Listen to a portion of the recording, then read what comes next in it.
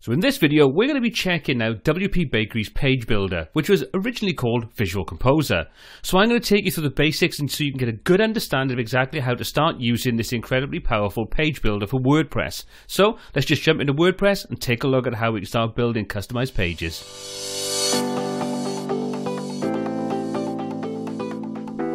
So first of all, Page Builder by WPBakery, what is it? Well, as its name suggests, it's a visual page builder that allows you to use simple drag and drop widgets or little building blocks to create great looking eye-catching websites with no need to understand any underlying code whatsoever. So if you're a designer as opposed to a programmer or a web developer, then this is the kind of system that's going to allow you to really get your ideas out there, create them visually, and then build them very quickly and easily.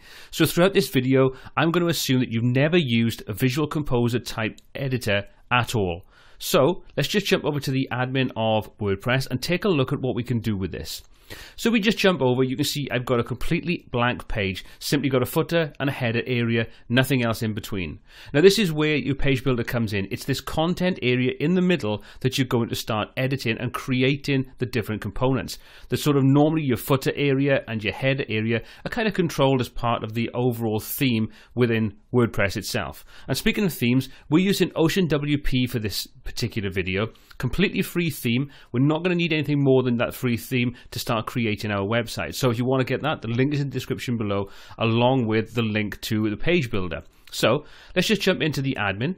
And what we're going to do is we're going to come into our pages and we're going to create our first layout. So you can see I've created a page. I've got it set up as my home page or the front page in WordPress. Now there's two ways you can work with Page Builder. You can work with it within the admin section, so you view it inside the normal page editing area of WordPress, or you can do it with the front end builder. Now for this example, I'm going to stick with the back end, but I will show you briefly how the front end works. So let's just click to go in and edit this page. And you can see we've got the normal options set up. Ocean WP settings, we can leave those as they are. The only thing I've set up in there is to create this page as full width because I don't want any left or right hand sort of sidebars. So that's all I've done, and I've disabled the actual margins on there. Other than that, we're on a normal page. You'll see though that we've got two extra buttons. We've got back-end editor and front-end editor. Now these are specific to when you've installed the page builder by WPBakery. And as I said earlier on, we can go to the front-end editor to sort of go in and edit this inside the actual template itself without the distraction of this sort of left-hand and right-hand information that we've got in our page. But we're going to stick to the back-end edit to start off with. So we're going to click on that. That'll switch us over and it replaces the normal page editing content with the page builder interface. So you can see we've got a couple of options. If we look on the left hand side, we've got the page builder icon, we've got add a new element, we've then got the template option. Over on the right hand side, we can push this out to full screen to get rid of any distractions. We've also then got the page settings that we can go in and do things like add custom CSS that will only affect the page that we're working with. Underneath that, we've got three simple ways of adding information. We can go and add an element, which allows us to add any kind of widget that's part of Page Builder, or any extra plugins you may have that expand the functionality that Page Builder gives us. We can add a text block, which will open up the text block editor, and we can also add a template, which is pretty much exactly the same as what you've got on the top bar. Other than that, that's the only thing that's replaced inside the admin section of WordPress. So let's start off by doing something simple like, say, let's add an element. So you can click on there and that'll open up all the different widgets or elements so we can add into our page builder page. Now, the easiest way to start looking at anything you create with any kind of page builder, and this isn't limited to the WPBakery page builder, this holds true if you're using something like Elementor or Elementor Pro, even things like Beaver Builder and so on. They're all going to be working in rows and columns. So everything you build up is going to fit either inside a row or a row that has multiple columns. So when you start thinking of it like that, it makes it very simple and straightforward to start to design your actual layouts. But don't think that you're restricted to creating very blocky looking layouts. You can get really creative, and most of these page builders give you some great control over how you can make things much more interesting and much more sort of professional over the just sort of blocks and columns and so on. But to start off with, we need to insert a row. If we click to insert a row, you can see this now puts the placeholder for the row in and adds in some additional icons that we can do things with. The first one allows us to move to reorder any of these rows that we create. So we can simply drag any of these into different orders if we want to sort of try different designs out or move elements around.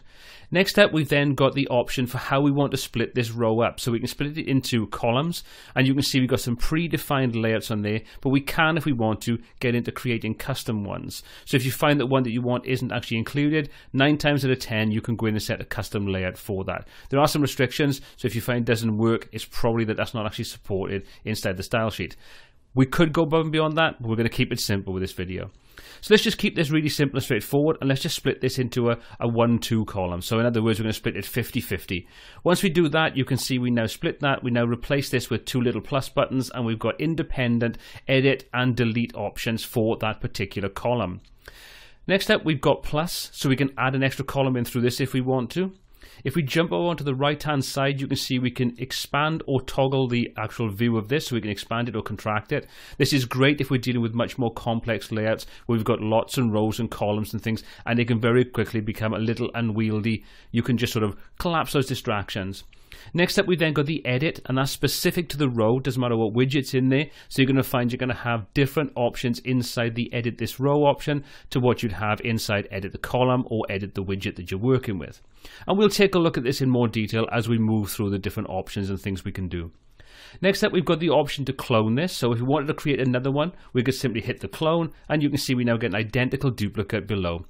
This will also hold true if we've got any widgets in there or any settings. They'll also be copied to that new row. So it's a great way of being able to create something, use it as a building block, and then copy it, duplicate it wherever you want, and then you can just adjust the things that need to be done. Helps you really speed up the process of making changes into a sort of layout that's quite, sort of laid out very similar fashion, should we say, use lots of the same building blocks. We could then, like I say, reorder those if we need to. And finally, we've got the X, which allows us to delete that particular row. So we're going to click on that. We get a confirmation to say, are you sure you want to do this?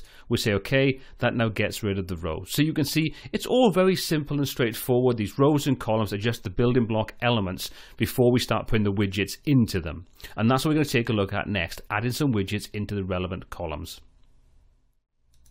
So adding widgets into the page builder is very simple. All we need to do is click on any of the rows or columns with the pluses, and we can click and add that element in there. Now you can see I use the term element and widget kind of interchangeably. It's the same kind of thing, and they work in a very similar fashion to the kind of widgets you see that you can drop into the footer or the sidebar inside WordPress itself, and you've even got a lot of those widgets available. So we filter that out. You can see these are all native WordPress widgets, and you can drop those into any of these rows and columns to use that functionality. Speaking of the WordPress widgets and filtering things out, you'll see we've got a range of tabs across the top, and this allows us to very quickly and easily filter out based upon the content or the group of elements or widgets that we want to look at. So if we want something to do with social, for social sharing and so on, we can click the social tab, and that will now show us all the widgets or elements that we've got specific to working with social. Same goes for structure, so you can things like widgetized sidebar, raw HTML, raw JavaScript. So you can see that we're not limited to only putting in these predefined widgets. We can, if we want to, drop in some HTML code or JavaScript code in there. So if we want to expand what we can do. Again, that's beyond the scope of this beginner's video, but they are there when you start to get more in-depth and a little bit more comfortable with how you work with this particular page builder.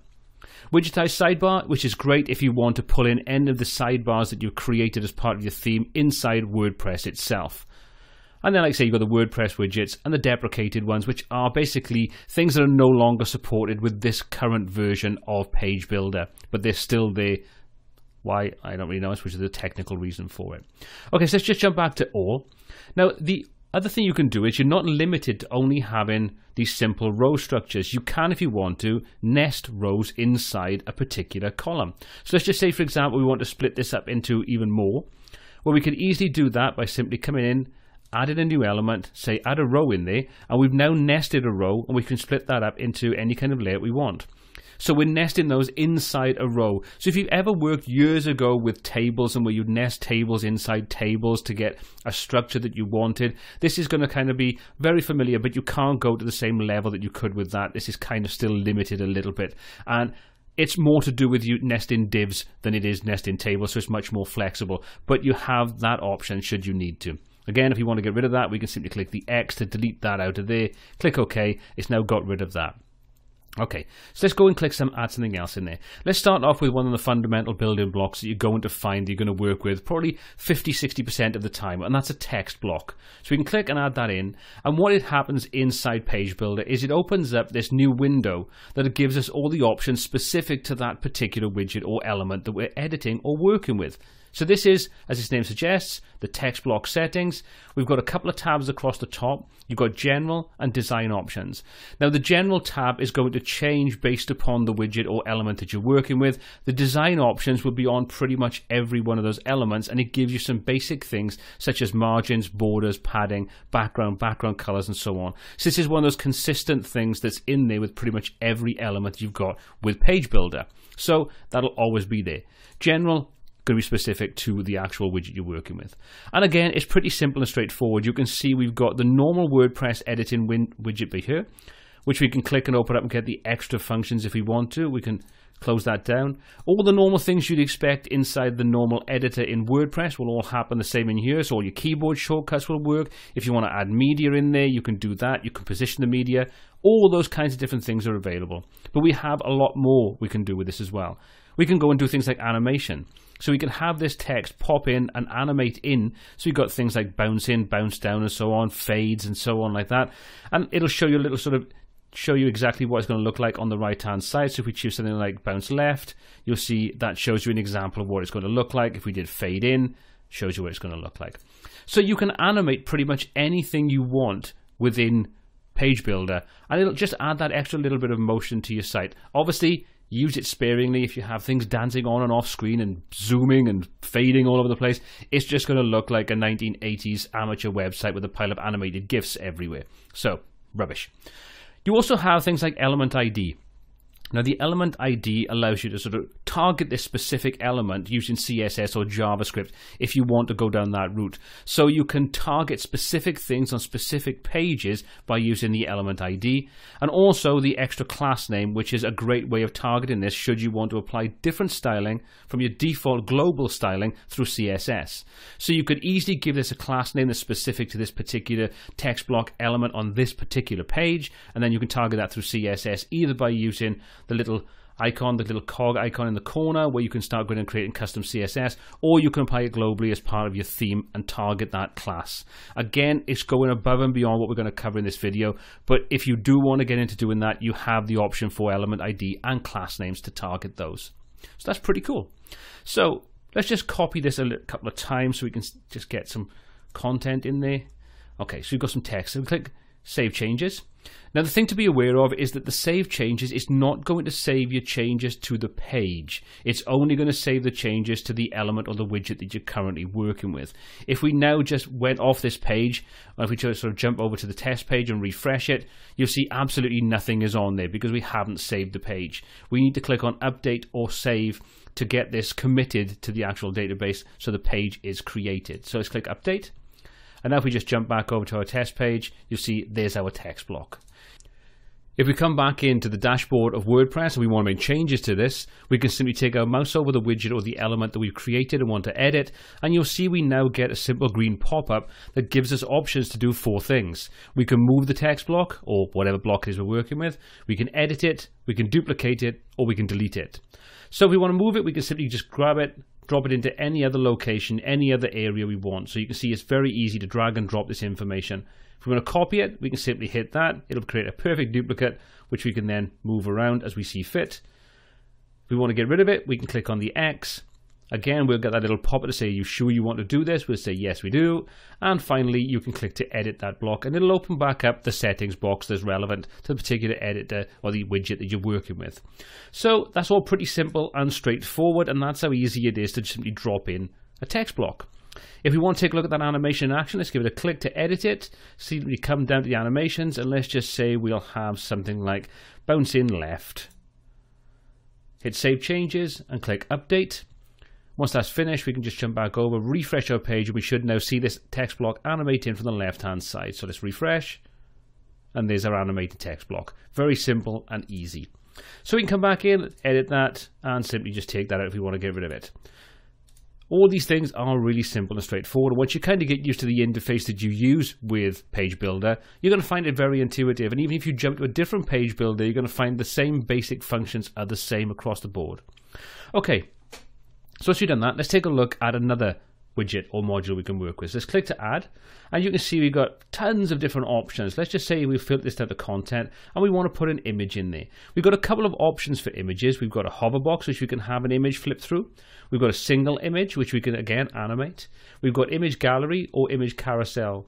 So we've got a range of different options. Let's start off by simply adding in a single image. So we can click in there. Again, we get the box pop up, and as you can see, we've got those two tabs, the general, which gives us all the different options specific to this particular widget or building block we're working with, and again, the design options tab that has all of those familiar settings in that we had inside the text block.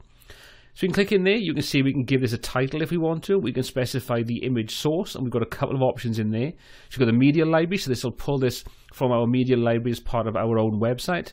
We can use an external link if we want to off-link this to somewhere external, like Flickr or something like that. Or we've got featured image, which we can use this to pull in the featured image from the particular page that will be set down on the bottom right-hand corner.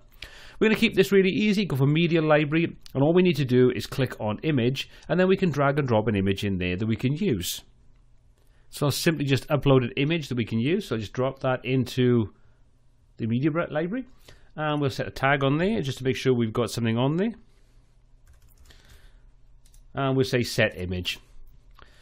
Once we've done that, we've then got some additional options we can go through. We can specify the image size, and you can see we've got a range of different options like thumbnail, medium, large, full, and so on. So for this, I'm simply going to put in full. Or alternatively, you can actually put in the physical dimensions you want this image to display at. So if you want it to be sort of 300 by 400, you could simply type that 300 x 400, and it would display it as that size for you. If you want to add a caption, you can do that simply by hitting yes on there, and it'll just add the caption as part of the image inside the actual media library itself. You then got the option for your image alignment. You can see you've got left, right, and center. So I'm going to set this to be center. Image style, we've got a ton of different options that allows us to go in and fine-tune the actual way this image will display. So things like we want to put rounded borders on it or rounded edges on there, put a border on there, a round shadow. All those options are available. We can simply choose the one that we want. I'm going to leave it as default for now. You've then got on-click action, which, as its name suggests, is when you click that image, if the user interacts with it, does something happen? By default, it's set to none, so it's just a picture embedded in the page. But if you wanted to, you could link it through to something like your larger image, open it with Pretty Photo, open a custom link, so you might want to send it to a custom link inside your site or somewhere external, or you can do something like a zoom effect on there. Let's just leave that to be none. We're just going to leave it as a simple image. And again, we've got the animation option, the element ID, and the extra class name if we want to animate it or target it through JavaScript or through CSS. So all pretty cool. Design options, all exactly the same. So we'll just click Save Changes. That shows us there's an image in there. It tells us the image is going to be 16, for example. We've got the edit options on there, so if we wanted to duplicate it, move it, and so on, we can do all of that. But if we're happy with it, we can simply click Update. Once we've done that, let's just jump over to the page itself, refresh that, and you can see we've now got the image already set up in there, and nothing happens if we take our mouse over it. But let's just say we want to adjust this a little bit. We don't like the fact that this is sort of like the picture is taking up a lot more space than the actual text is. Well, we can easily change that. At the moment, we've got our row split into 50-50 columns, but we don't have to have it that way. We can come back up and we can simply come in and find one that fits a little bit better to the purpose that we want. So let's just say we want to have it 1/4 and 3/4. Well, we can click, that'll automatically update it and show us exactly what it's going to look like in there.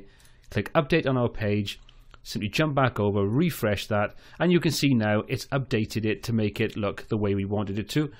So you can see that using this page builder gives us a lot of control over exactly how we want to do things, and none of it is set in stone. We can easily go back in and edit and change and adjust things as we want. So let's just jump back into the editor and take a little look at some of the other things we can do. Now, you're not limited to only having one object per column. So we can easily put other things in there. So where we've got this bit of space on the bottom left-hand side, let's just drop in a button in there that says, let's just do something. Let's get the end user to click on this to go somewhere. Well, we can do that quite easy. Just click on the plus, and then we can just search if we want to by using this in the top right-hand corner, and we can say button, and you can see that'll show us anything that's got the term button in this name. So we're going to go for this button, Again, we've got the design options tab, gives us all the normal options in there, and the general tab is now specific to this particular option, or this particular sort of widget that we're working with. So we'll just say, give that information on the actual button itself. We can then specify what link we want it to go to, so we can click on there. At the moment, I don't have any pages on here, so I'm simply going to put a null link in there. That'll be fine. Set the link. You can see we've got then the styles and so on. So we can go through and choose different styles if we want to. Let's just say we're going to go for something like 3D.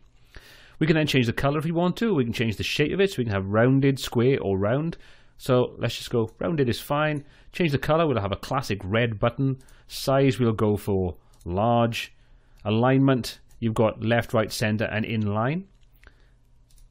We've got add an icon, so if we wanted to add an icon in there, we could do that. Click, and you can see that opens up additional options now for the alignment. So we can have it left or right. We've got the option then to go through and choose any of the icon libraries that are part of the page builder. So we've got a whole range of different icon libraries in there. And then we've got the icon itself underneath, which we can simply click on and go and pick out the icon we want. We can search for it. We can filter it down based on categories. Again, there's a ton of things you can do on here. So let's just say we want it simple like this download import option. Once we've done that, we've got the animation options on there. So we could do things like animate if we want to. Then we've got the element ID and class name like we've seen before. We've also then got advanced on-click action. So you can see we can insert inline on-click JavaScript action. So we tick that. You'll see that opens up some other options. We've got on-click code. Now this is specifically if you're working with JavaScript. Again, it's one of those things that's above and beyond this basic introduction to what the page builder can do. But you can see it gives us a ton of control and options that we can really get in there and do so much more than just what this actually offers out of the box. So again, pretty cool. Hit save changes on that. Click update. And now if we just jump over to our test page, we should see there's our new button with our icon. You can see you've got a little bit of an animation effect when you take your mouse over it. All pretty cool and very easy. Okay, so just jump back into the dashboard now, and let's take a look at one more widget before we move on. So just click and add a new option in there, and we're going to go for a custom heading. So we're going to click on that. We can put in our custom heading. We can have a custom text or post or page title. We're going to keep this as simple like a custom text. So I'm just going to put in custom heading. We can have that go to a link if we want to. We can specify what H tag is going to be used or what element is going to be used, whether it's going to be H1 through 6, P, or div. Now, the benefit of doing something like this, or the benefit of doing something like this, is that it allows you to make sure that in the markup structure of your website, you're using the right element that kind of says how important this particular heading is. Even though it's not created as a H1 or H2 or H3 in the actual code itself, it's still going to act or be seen by the search engines, by the page ranking and so on, as that particular element type. So that's pretty cool. Text align, we've got the normal options in there, left, right, center, and justify. Your font size, we can come in and we can fine tune that. So we can say we'll have that to be 32. Line height, if we want to put a custom line height in there. Text color, do you want to use the default font family from the theme? Or you can go through and you can choose your own font face on there if you want to. So let's just choose a custom font face.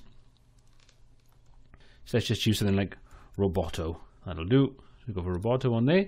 You can see that'll now load it in, and it'll give us the option then so we can go through and pick the font style. So you can see, depending upon the font family that you're using, we'll have a range of different styles. So we're going to go for something like 700 bold. You'll see it gives us a representation of what that's going to look like. Any animation, we can do that, and the ID and the class names are already there again. And the text color, let's just say we want to set that to a nice red color. And good with that. That's pretty cool. If you want to use alpha channels, you can use that, so you can reduce the opacity of it to make it thinner or darker. Easy, pretty cool. So again, design options, all the same things in there. Hit save changes, and now because that's at the bottom and we don't want it to be there, we can simply drag that up to the top and we're good to go. So let's hit update and take a look at what that looks like on the page itself. So we refresh, and there you can see we've now got our custom heading that's nice and red, fits in with the style of our button. Everything is aligned the way we want it to be aligned. So all done really easy without having to touch a single line of code. All pretty straightforward, simple options. If you want to go back in and change any of those, you simply come back in, click to edit, and you can now edit anything you want on there. So if you want to change the color of that, we can say, well, we want that to be blue. Save changes, update our page, refresh, there's our blue heading. Very easy, very simple, very straightforward. Okay, so we've seen how to easily create these sort of multi-column layouts. There's nothing spectacular about that, and we're kind of just sitting inside this simple basic grid. So let's take a look at how we can go beyond that. Let's create another new row. So we're going to say create a row. We're going to reposition this so it's above that 2-column layout we just created. We're going to simply go and take a look at some of the options that apply to a specific row as opposed to actually applying it to a column or just a particular cell inside there. So if we click on the little edit this row, you're going to see now the options we have are specific to working with the row, regardless of the actual content that's in there. Again, we've got the design options. We're kind of used to those by now, so I'm not going to keep reiterating the fact that they're there, but they pretty much are always there. Under the general, you can see we've got first option is to deal with the row stretching itself. So you can see we've got default, which will kind of just fit in with whatever your theme is currently using. So if you had a completely full width theme or the page was set to be 100% full width, it would follow the sort of what's going on there. You can then do things like you can stretch the row, which would just stretch the row itself. You can stretch the row and the content to make sure that the content fits the entire row. And you've got stretch row and content with no padding. So this would make sure that everything is flush to the edges of that particular row. So let's take a look at how we can use this now to create a sort of full width background image, which would be pretty cool as a sort of header image. Now there are a couple of ways you could assign this to create that sort of full width image. And if all you wanted to do is place an image there with nothing over the top of it, then you could do it just by simply adding in a graphic. Sort of a graphic widget, an image widget, like we've done on that right-hand column. But a better way of working, especially if you want to put something over the top of it, for example, some text like a custom heading, a call to action, a button, and so on, is to set this as the background for the row and then apply some padding to the row. You can even go as far as applying some simple parallax effects in there. So let's take a look at doing that now so I can give you an example of how you can build this up. Okay, so we've got the row stretch. We're going to leave that to row stretch, stretch row and no content, no padding. That's fine. We're going to leave all those other options where they are. Content position we're going to set to be the middle, so when we put something in there and we apply padding, it's going to make sure that that's directly in the middle of the actual content itself.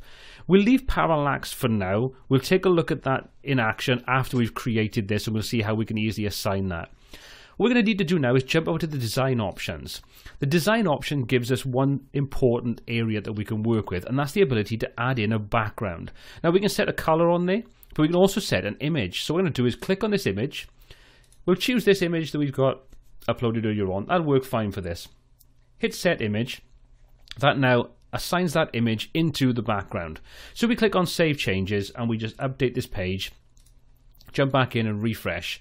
You'll see we get this just little sliver of the actual image itself. And the reason being is because there's no padding or anything else set inside there to sort of push this sort of row to make it a little larger.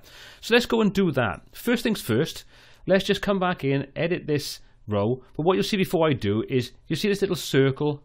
That's telling us that there's something in the background. If there's an image, it'll show a tiny little thumbnail of that particular image. If it's a color, it'll show you a little color chip telling you that you've assigned a color to the background of this particular row. So it's a great little way of being able to see you've done something. You can see the row below where we haven't set a color or a background image.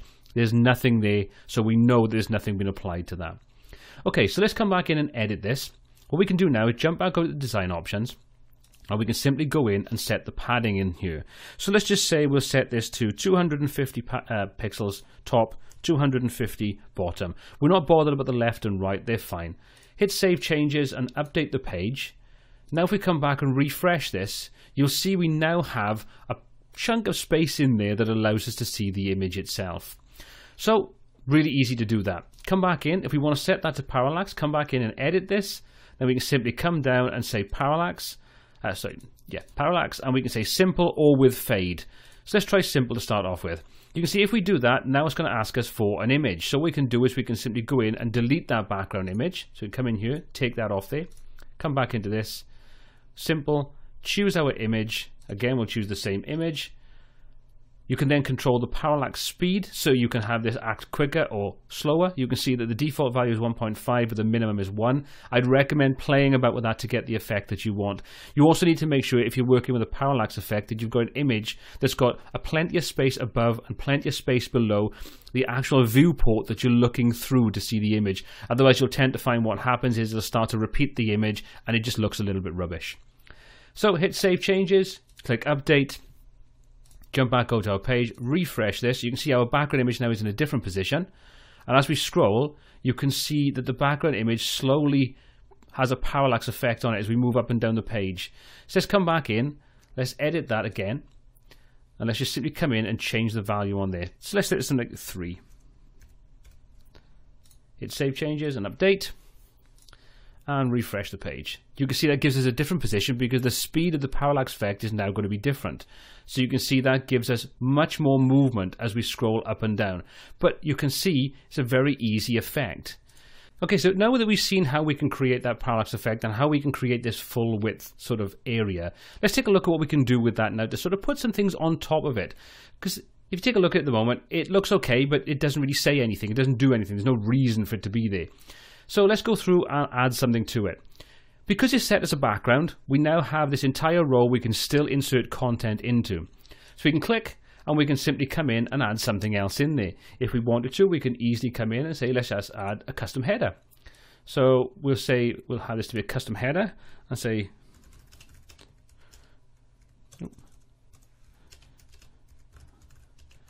okay, so we'll just have that saying this is a custom header. We'll set that to be H1.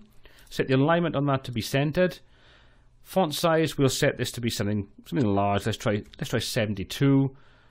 Text color, we're going to go for white on there. And what we're going to do is change that font face again, and we'll go for Roboto again. I think we've got Roboto condensed, so we'll use that. Choose a nice, thick, bold font. If we want, we can apply some animation to it. So let's just say we'll have bounce down. And yeah, that looks pretty cool. So we'll say save changes. So that's put that first thing in there. We're going to add a button in there, so make that quick and easy. I'm simply going to come in, duplicate this button, drag that up onto our header section. Make sure that's set to be centered, so it all sits the way we want it to. So we'll say we don't want that to be in line, we want that to be centered. And yeah, that's looking pretty good. If I want to change anything on there, obviously I can come back and change it. Hit save changes, click update. We come back to our page and refresh. There's our custom header that animates in. There's our button. Obviously, it's made, because we've got that padding in there, it's made the heading look too big, so we can easily come back in and edit this. Design options, change that from 250 to 150, so we can fine tune and tweak that to get exactly the look that we're after. So, pretty cool. Parallax effect is in operation, and as you can see, we've got our animated header and our button. We can duplicate those elements. It's all really quick and simple and straightforward. So, what we've covered so far, we've taken a look at what rows and columns are, how they can work, how we can nest extra columns inside a column, very quick and easy. We've taken a look at how we can apply and assign background images, how we can create parallax effects, how we can start working with some of the basic fundamental building blocks of working with Page Builder itself. So before I wrap this video up, let's take one last look at what the front-end editor actually does and how that works within the confines of Page Builder and the theme that we're working with. So we've updated our page. We're not limited to only working inside the actual back-end editor. We can jump back and forth between the two should we want to. So if I click on front-end editor, that's going to now load in the page inside the actual theme itself. Now you can see there's a couple of little discrepancies, things like the spacing on the sort of top section. So you might find there's a couple of little things that don't necessarily look exactly as they will on the live site, but it's close enough to get you to where you need to be. So let's take a look at the interface and how things have slightly changed. You can see we've got the same 3 icons in the top left hand corner with all the same options available. You can also see that we've got the page settings option, which we can click, and you can see that allows us to go through, set the page title, and also apply custom CSS. We've then got the option to take a look at what this is going to look like across different types of devices. So we've got the responsive view that allows us to see it on a desktop, a tablet in landscape and portrait, and a phone in landscape and portrait to make sure that everything looks the way we want it to. If we want to jump back into our back-end editor, we can simply click on that. That'll just jump us back into the back-end editor, and we start working the way we've been in the sort of previous part of this video. Update, as its name suggests, will update and save this to make sure you've got the updated version applied with all the changes you've made. If we take our mouse over anything, you can see we've now got a couple of different icons. We've got the option for row, which we can expand that out, and you can see we now have the option to edit the row like we had previously, just laid out slightly differently. We can split the row if we want to, we can add a new column in there, we can duplicate it, or we can delete it. We've also got the same for the column. You can see we can move that around, we can edit it, we can add a new column or prepend the column, and we can delete the column. So we've got a whole range of different options in there, all pretty much similar, they just interact in a slightly different way. If we take our mouse over, you can see we can simply click to add something new. So we can append the columns. We click on there. We can now add something else in. So let's just say we want to add a separator. We can click, go through and set any sort of parameters are on there. That's fine. We'll leave it all as it is. Set the width to be something like 60. We'll set this to be center. That's fine. And we'll say the border height is going to be 3 pixels. Save changes. Close that down, and there's our line. If we want to move that around, we can simply drag it to the position we want. You know, it's all working in the way you'd expect it to. It's just a slightly different way of working where you've got the actual theme itself in view all the time, and you can see each of the actual elements themselves as opposed to just those empty building blocks to show us what's going on. So the front-end editor is something that if you find you're more accustomed to this, especially if you're moving over from something like Divi, where you can work in the front-end editor in that, this is going to be pretty familiar to you. If you're more accustomed to working with the back-end editor, you have that option available as part of the page builder itself. Whichever way you want to work, the option is there for you. And that's pretty much what I wanted to show you. That's going to give you a good head start on how you can start building your pages inside Page Builder from WPBakery. I hope you've enjoyed the video. If you have, please consider using the affiliate links in the description below to help support the channel. Costs you no more money, but does give a small percentage of every sale back to the channel to help support what we do and create more content. If any comments, questions, or feedback on this video, or anything else we cover on the channel, or anything you'd like to see covered on the channel, please pop those in the comments section below. And until next time, take care.